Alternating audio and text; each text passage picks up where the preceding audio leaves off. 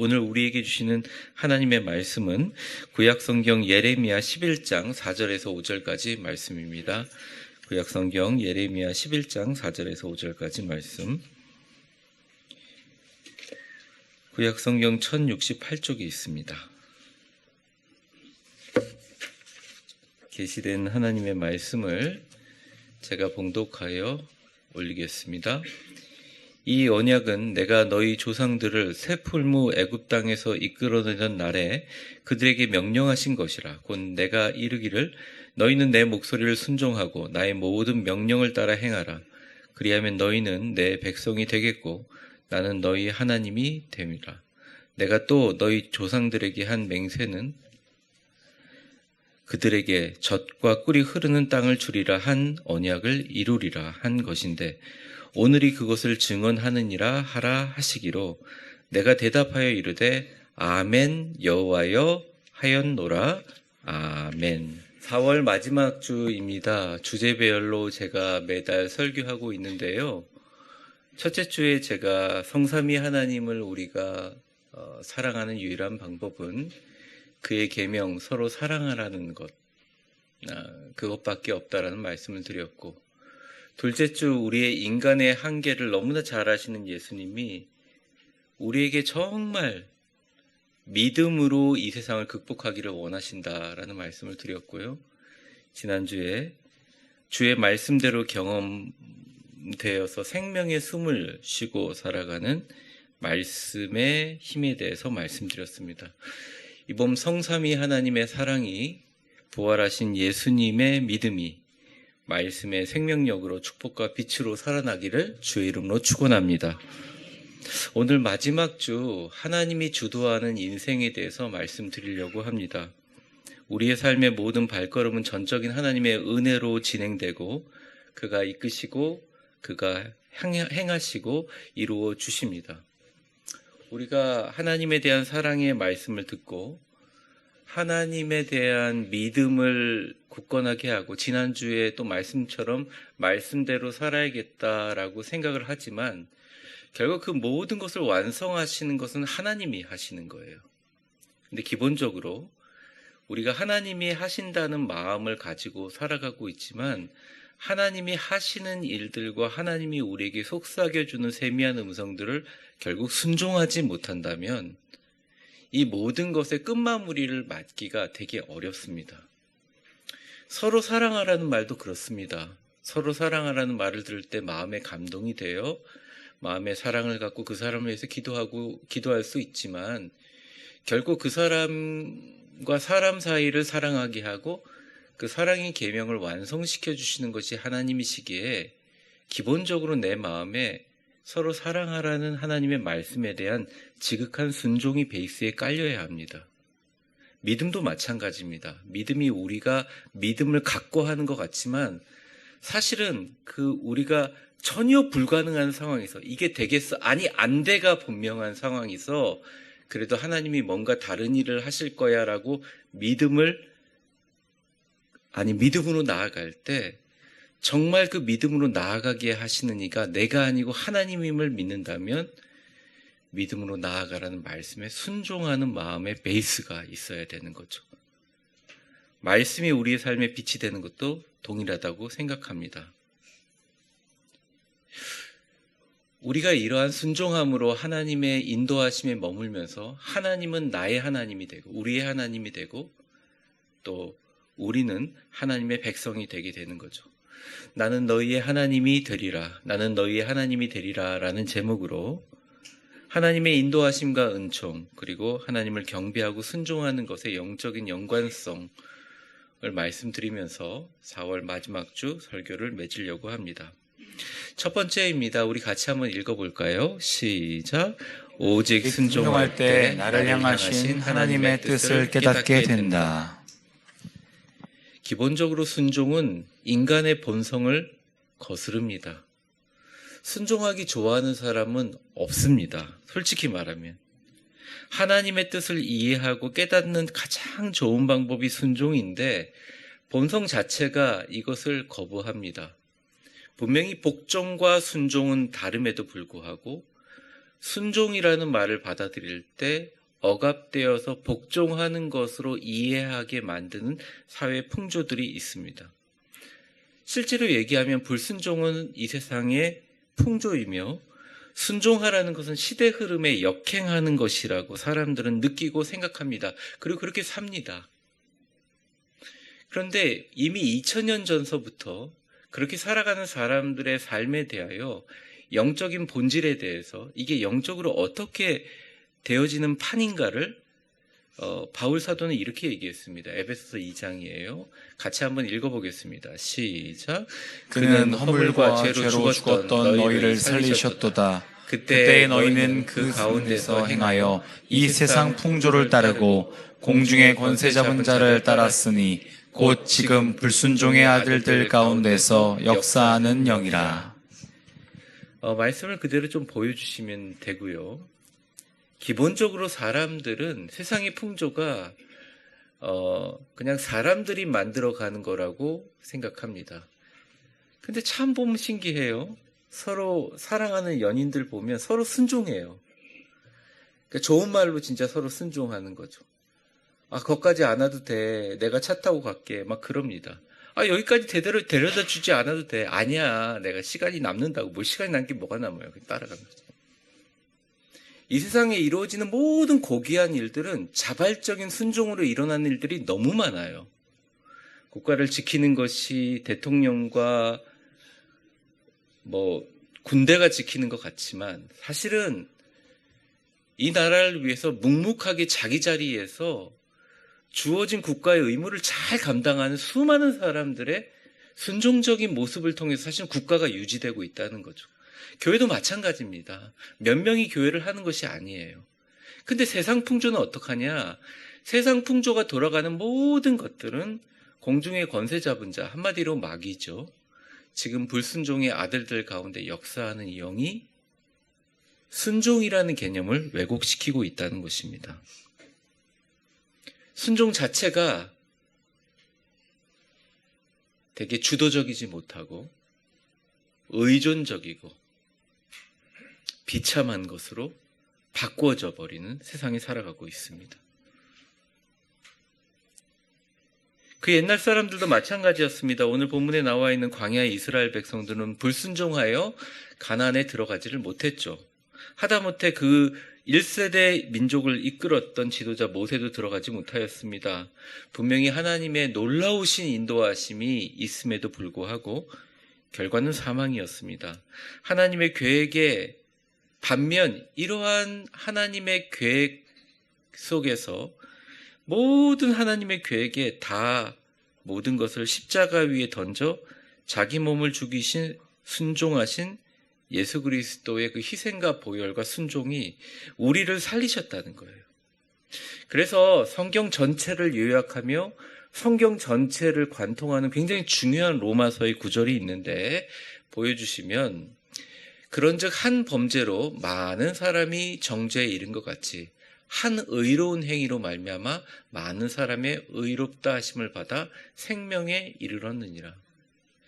한 사람이 순종하지 아니함으로 많은 사람이 죄인 된 것 같이 한 사람이 순종함으로 많은 사람의 의인이 되니라. 그 한 사람은 아담이고요.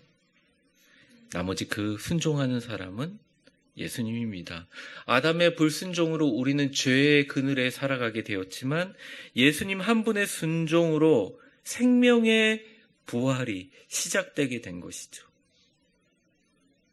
오늘 본문 첫 절 4절에 보면 이렇게 나와 있습니다.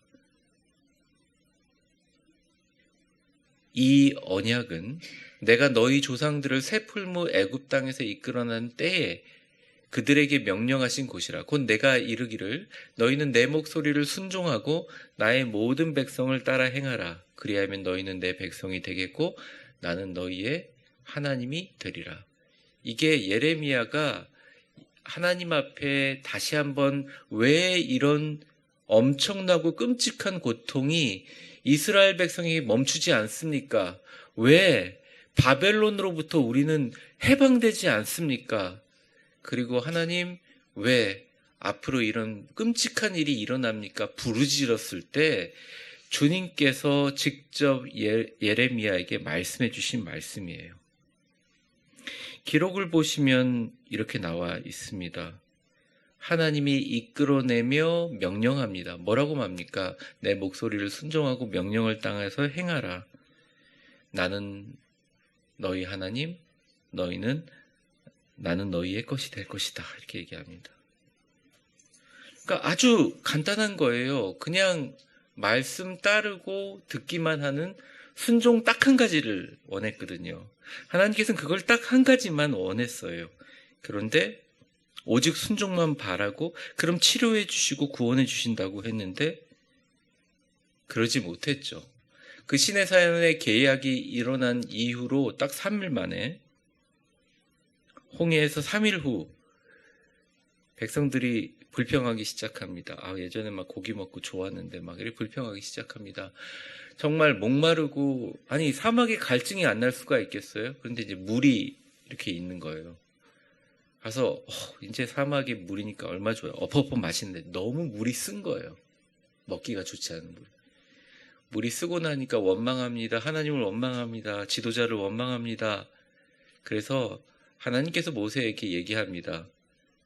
나뭇가지 하나 갖고 던져라. 그럼 물이 달게 될 것이다. 라고 해서 물을 달게 만들어 주시면서 하나님이 진짜 마음에 쌓인 이야기를 백성들에게 꼭 전해주라고 이렇게 말씀을 하세요. 그게 뭐냐면 출애굽기 15장 26절입니다.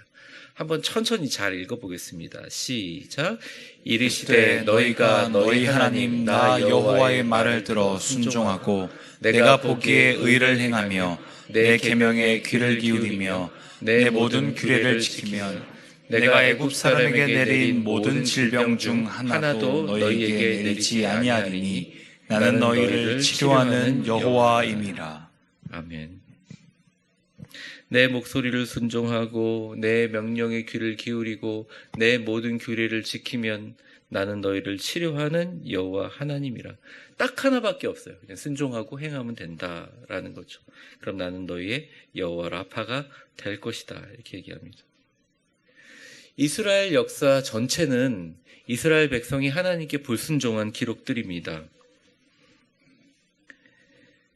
결국 하나님이 그렇게 경고했지만 예레미야가 온몸으로 벌거벗은 채로 다니기도 하고 인분을 먹는 그런 일도 하고 뺨을 맞고 고통당하면서 그렇게 부르짖었지만 결국 순종하지 않아 바벨론의 포로가 됩니다. 순종은 하나님의 축복이나 기적을 이루기 위한 단계나 과정이 아닙니다. 순종 자체가 축복이에요. 왜냐하면 하나님은 때론 복된 응답을 위해 그의 백성들을 강제적으로 순종하게 만드십니다. 하나님 복을 주시고 싶은데 통로가 분명하거든요. 그러기 위해서 그 사람을 순종의 길로 이끄세요. 바울 사도도 그랬거든요. 로마서 1장 5절에서 7절까지 보면 이렇게 나옵니다. 그로 말미암아 우리가 은혜와 사도의 직분을 받아 그의 이름을 위하여 모든 이방인 중에서 믿어 순종하게 하나니 너희도 그들 중에서 예수 그리스도의 것으로 부름 받은 자니라. 로마에서 하나님의 사랑하심을 받고 성도로 부르심을 받은 모든 자에게 하나님 우리 아버지와 주 예수 그리스도로부터 은혜와 평강이 있기를 원하노라. 간단하게 이 말이에요. 바울도 그렇고 그리스도인들도 그렇고 다 내가 원해서 이 자리에 온 것 같지만 하나님이 부르심을 받았는데 그 부르심에 순종하여 온 사람들에게 축복의 길을 여시기를 위한 것이라. 순종을 하나님을 위한 것이라고 생각하는 분들이 많아요. 아닙니다. 순종은 하나님을 위한 것이 아니에요. 하나님은 별로 아쉬울 것이 없어요, 사실. 엄청난 홍수로 세상 사람들을 다 쓸어버릴 때도 하나님은 별로 아쉬울 게 없는. 하나님은 그 자체, 사실은 우리 인간 세계가 있는 이 지구라는 게 굉장히 크고 거대해 보이지만 천문학자들의 이야기를 들어보고 그냥 하늘만 좀 쳐다보면 우리가 보고 있는 400만 년의 시간들이 우리의 눈앞에 현실한 시간 속에 광년으로 펼쳐져 있는 우리가 정말 너무나 보잘것없고 작은 존재이거든요. 그래서 이렇게 생각하시는 분들이 내가 순종하면 하나님 좀 도와드리는 일이 되지 않나 이렇게 생각. 그런 마음으로도 순종을 한다면 그분이 복을 받겠지만 근데 현실을 한번 보세요. 아니라는 겁니다. 전혀 아니라는 거예요. 하나님은 영광을 구걸하거나 순종을 구걸하시는 분이 아니에요. 하나님은 순종을 위해서 순종하기 위해 순종시키려고 우리를 부르신 것도 아니에요. 그게 아니에요. 순종은 그저 하나님께서 백성들에게 복을 주시기 위해서 뭔가 명분이 하나 있어야 되는 거예요. 스타벅스에서 커피를 먹기 위해서 선물을 줘야 되는데 선물을 돈을 갖다 줄 수가 없으니까 스타벅스 커피 쿠폰을 사는 것처럼 복을 위해서 당첨 티켓을 주는 거예요, 그냥. 근데 마귀가 이걸 어떻게 이간질하느냐. 네 자신 자체를 다 부숴버리고 무너뜨리고 너의 자존심을 갈아 엎어버리고 이게 자기 갖고 있는 것을 잘못하는 것처럼 계속 속입니다. 그래서 마귀를 갖고 얘기해요. 불순종의 아들들에게 역사하는 영이라 이렇게 얘기하잖아요.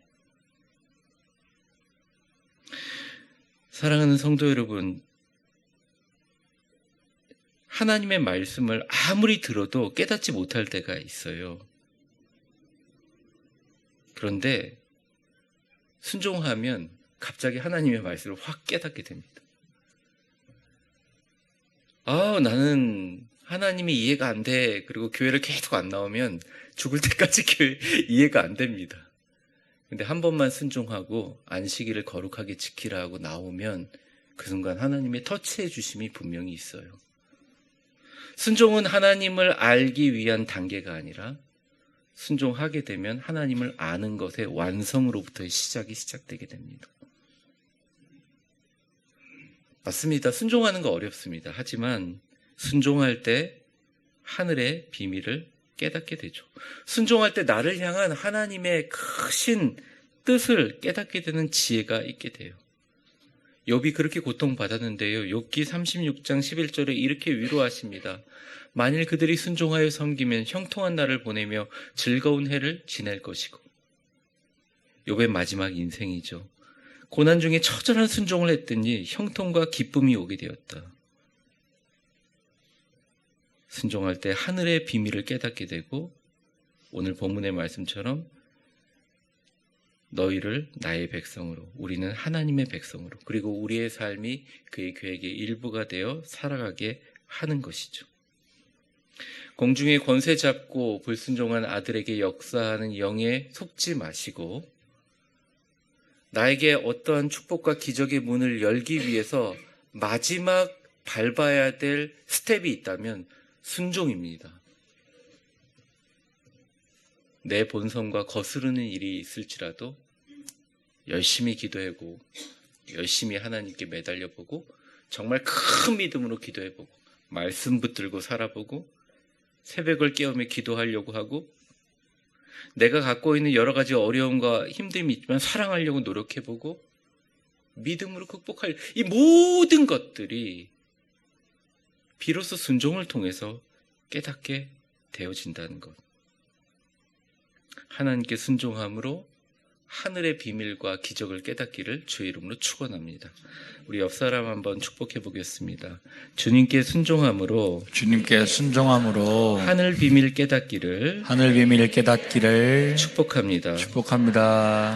두 번째입니다. 아멘으로 고백하는 순간 내 삶이 응답이 된다는 것입니다.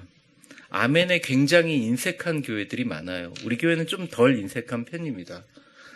근데 진짜 왜 웃으세요? 인색해 보이세요? 그럼 많이 하세요, 그럼. 제가 어느 교회를 갔는데 누가 아멘 했더니 다 죽일 듯이 쳐다보는 거예요. 왜 예배를 방해하냐는 식으로.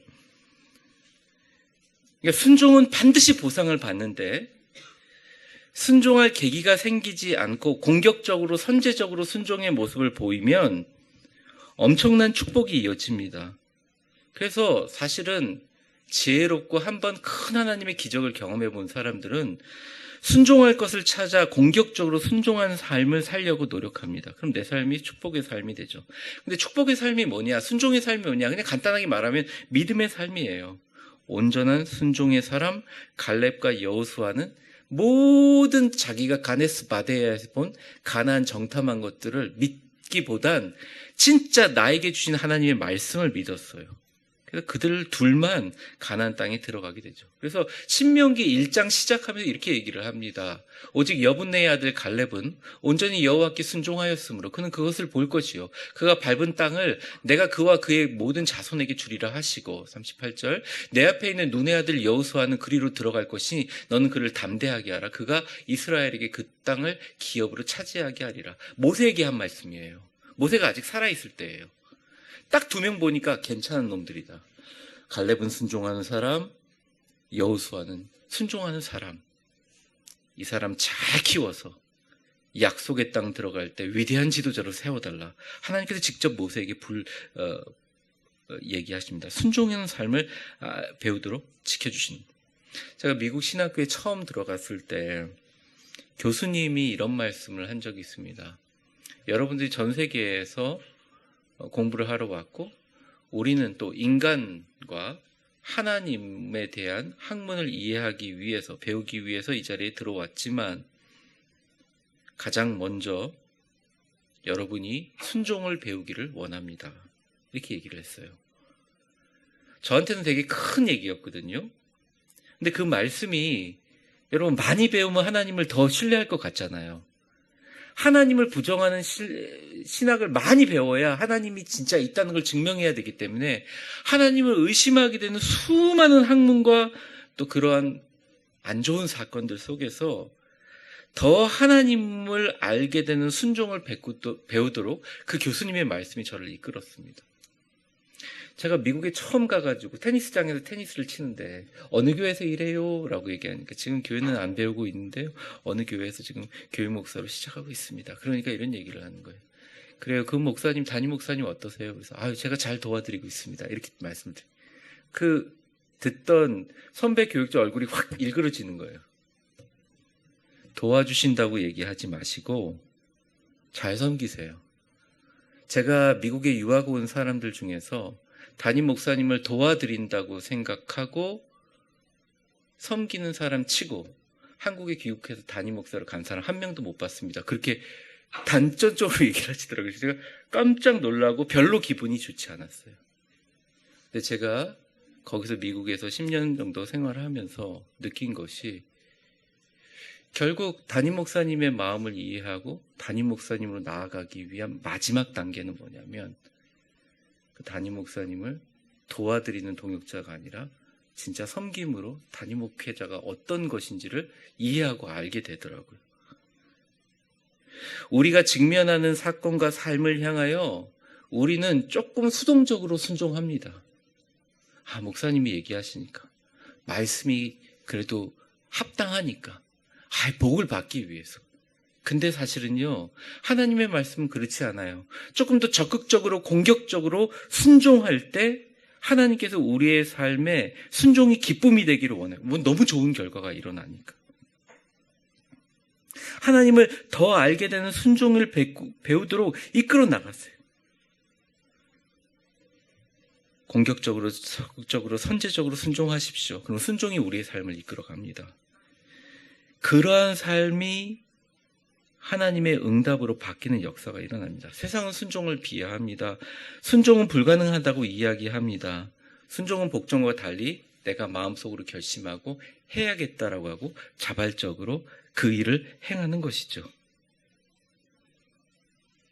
그 자발성 가운데 마귀가 역사하기 전에 하나님은 오늘 마지막 절 5절에 이렇게 얘기하십니다. 내가 또 조상에게 한 맹세는 그들에게 젖과 꿀이 흐르는 땅을 주리라 한 언약을 이루리라고 한 것인데 오늘이 그것을 증언하느니라 하시기로 내가 대답하여 이르되 아멘 여호와여 하였노라. 보여주세요. 그냥 아주 간단한 말이에요.